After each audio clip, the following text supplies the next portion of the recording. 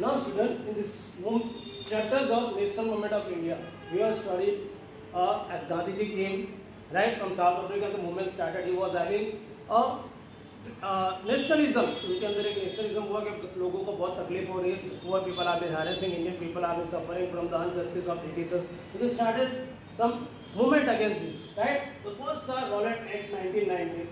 Black Act, इसको Black Act क्योंकि ये जो था वो जो उनके चेयरमैन थे राइट ब्रिटिश गवर्नमेंट के रॉलेट उनके नाम से करा गया और उसको रॉलेट एक्ट करा गया right. He was the minister of law. हाँ लॉ के मिनिस्टर थे. उन्होंने इसमें ऐसा किया जिसमें कोई रूल्स ऐसे बनाया जैसे फ्रेम किया कि कोई भी अगर फ्रीडम स्पीच राइट फ्रीडम के ऊपर कोई स्पीच देता है कोई इंडिविजुअल स्पीच है right freedom towards a person वो कोई भी कुछ करता है उनको ऑपोजिशन को उनको without trial they have to send to the jail. उसको जेल में डाल देते थे राइट. तो ये लोगों को पसंद नहीं आया और इसका इतना सक्सेस हुआ कि लोगों को अगर करते थे तो उनको डर लग गया था right. But Gandhi ji was against.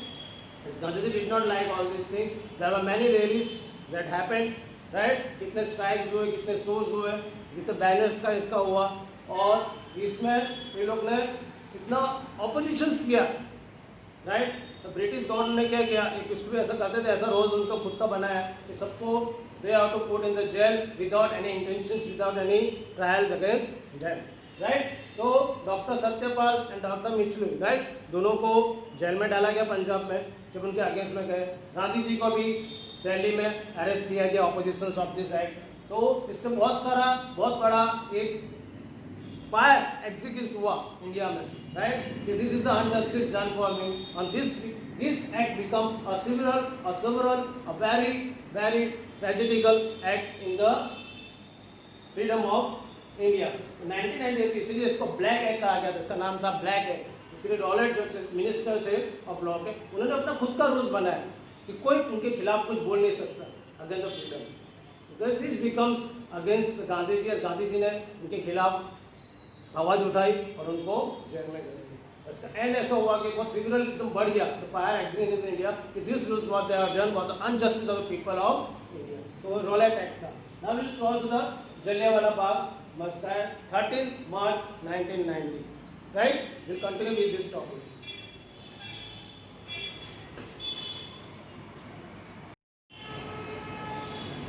Now students will come to the next topic Jallianwala Bagh मसला 13 मार्च 1990. ये डेट बहुत ही फ्रीडम्स स्ट्रगल का जो अपना था उसमें डेट बहुत ही important is a very tragical day for our freedom of India right. क्या हुआ था जो मूवमेंट शुरू हुए उसमें बहुत ही इंपॉर्टेंट डे थे.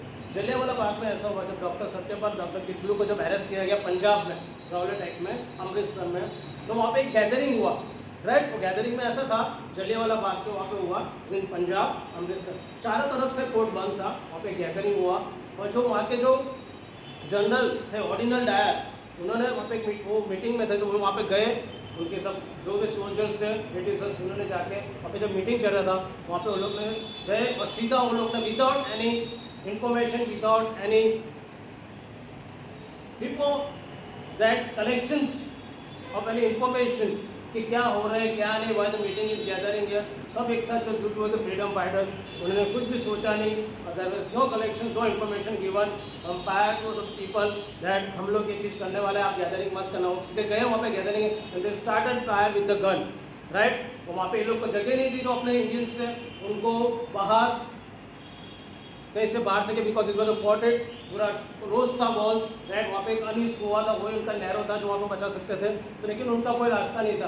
There are many people unknowingly they have जो निर्दोष लोग थे राइट. तो उन लोग की जान चली गई. ये लोग ने डायरेक्ट फायरिंग किया right. Continuous firing with soldiers and general Dyer के ऑर्डर से ऑर्डिनल डायर के और वहाँ पे 379 पीपल्स वर डेड 379 और 1200 पीपल इंजर हुए थे right. As per the Congress movement जो उनका था कांग्रेस कम्युनिस्ट पार्टी उनके हिसाब से मोर देन 2000 पीपल का इनको 1000 पीपल का इनको ये देखिए इतने सारे लोग मर गए right. And it is known as hunter movement. इसको हंटर मूवमेंट कहा गया था राइट. जाके डायरेक्ट हंटिंग किया हो ऐसा राइट. तो इसमें क्या हुआ कि इसके बाद एक हंटर कमीशन का तो जाओ बैठा और उन्होंने बोला कि जनरल डायर ने जो किया है बहुत ही injustice toward the people right.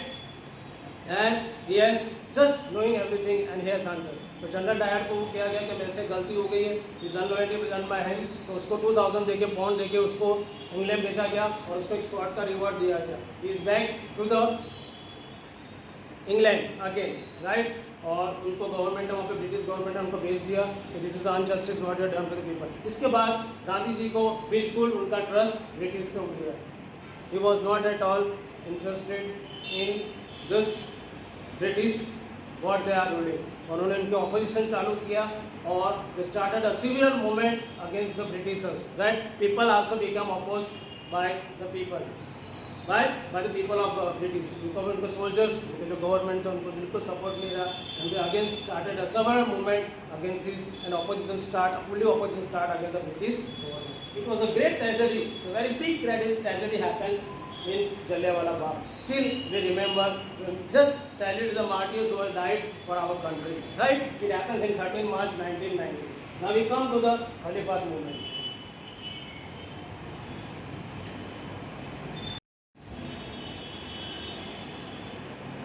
Now students, we come to the Khilafat movement. Khilafat movement third कैसे हुआ था?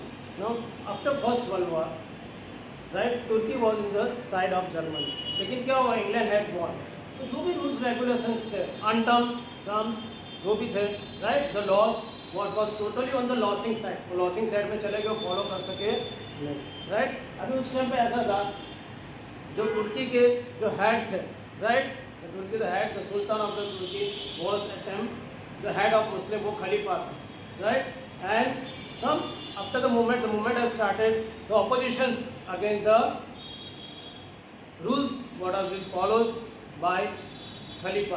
जो भी खलीफा ने जो भी रूल्स किए थे उनके अगेंस्ट में हो गए और बिल्कुल अगेंस्ट द जो भी रूल्स उन्होंने फॉलो किया था, तो उसका नाम रखा गया खिलाफत मूवमेंट, राइट. और अली के जो ब्रदर्स थे वहाँ पे थे, जो उनके ब्रदर्स थे, right, Maulana Shaukat Ali and Mohammad Ali, right, वो चेयरपर्सन थे, हेड थे वहाँ पे उस टाइम पे मुस्लिम के. तो गांधी जी ने उनको रिक्वेस्ट किया कि we should be Congress movement को, जो कांग्रेस पार्टी थी उनको, we should be unite Hindu and Muslim. अपने एक होना है, एक होकर अपने को इनके साथ अपने को अपना जस्टिस लेना है, we get a freedom for our country, right. अपने को इसमें अगर साथ रहेंगे तो we get a good several nice support with each other to fight against the Britishers unrule and injustice towards the people.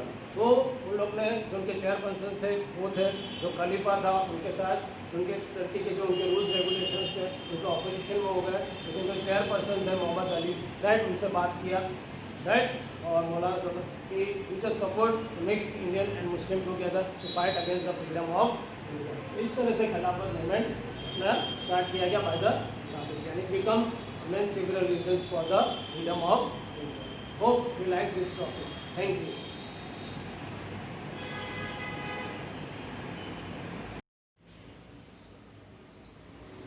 Now students, we come to the next topic, right? After Khilafat movement, the next was non-corporations movement in 1920 between to 22. Got it? Now there are two aspects. Now what was non-corporation movement? Right. इसमें ऐसा हुआ कि नागपुर में conference हुआ था कांग्रेस का, और उन्होंने अप्रूवल दिया दिसंबर 1920 में कि we should have independence India, हमको सेल्फ गवर्नमेंट नहीं चाहिए बाहर की, we should fight for swadeshi, we need a freedom for India, and this movement was start for this thing. But there are two aspect of this thing, right. इसमें दो चीजें लोग ने प्रोसीजर किया. What was the procedure of two things that was put. The first is constructive aspect, second is negative aspect.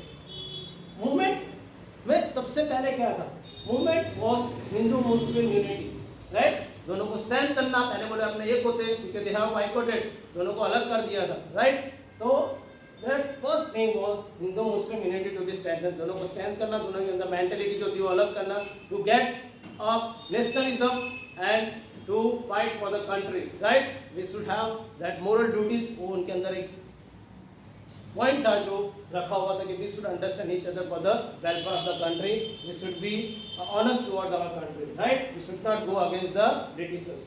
Instance what was the instance on using swadeshi, जो भी स्वदेशी articles अपने को यूज करने, स्पिनिंग व्हील सबके घर पे लगाए थे, collection of 1 crore, collection of 1 crore का स्कीम रखा था, that was Tilak Swaraj fund, right, उस पे एक रखा था। अनटचेबिलिटी का था, राइट, रिमूवल ऑफ अनटचेबिलिटी, पहले ऐसे बहुत मानते थे। नेशनल एजुकेशन शुरू हो गया, prohibitions etcetera was introduced in this constructive aspect. इस सब पॉइंट को हमने फॉलो किया तो that we can get something positiveness between the two different religions, between Hindu and Muslim. They follow these rules, right, to fight against the British and to get a freedom for India.